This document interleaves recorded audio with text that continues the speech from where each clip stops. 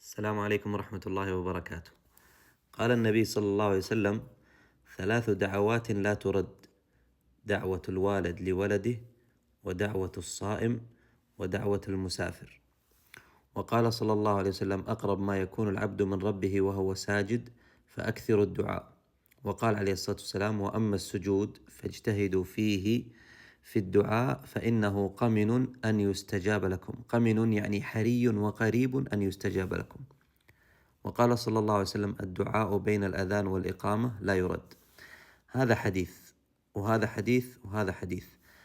هذا حديث فيه وقت من أوقات الإجابة وهو دعوة الصائم، وهذا الحديث فيه وقت من أوقات الإجابة وهو السجود، وهذا حديث فيه وقت من أوقات الإجابة وهو بين الأذان والإقامة.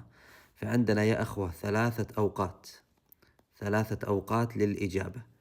يعني الوقت الواحد، وقت واحد من أوقات الإجابة يكفي أن الله سبحانه وتعالى يستجيب دعائك أيها المسلم. فكيف إذا اجتمعت 3 أوقات؟ الوقت الأول أنت صائم، الوقت الثاني في وقت السجود، الوقت الثالث بين الأذان والإقامة. فإذا دخلت المسجد بين الأذان والإقامة وصليت ركعتين وسجدت بين يدي الله وأنت صائم، أكثر من الدعاء بين الأذان والإقامة وفي السجود وأنت صائم. أكثر من الدعاء واطلب من الله كل حاجاتك، كل سؤالاتك. اسأل الله سبحانه وتعالى كل شيء. اسأله الجنة والمغفرة والعتق من النار والعفو.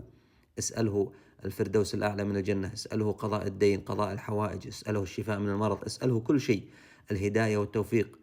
يعطيك الله سبحانه وتعالى حاجتك، لأنه كريم، وهو الذي أخبرنا بهذه الأوقات العظيمة الشريفة التي يستجاب فيها الدعاء.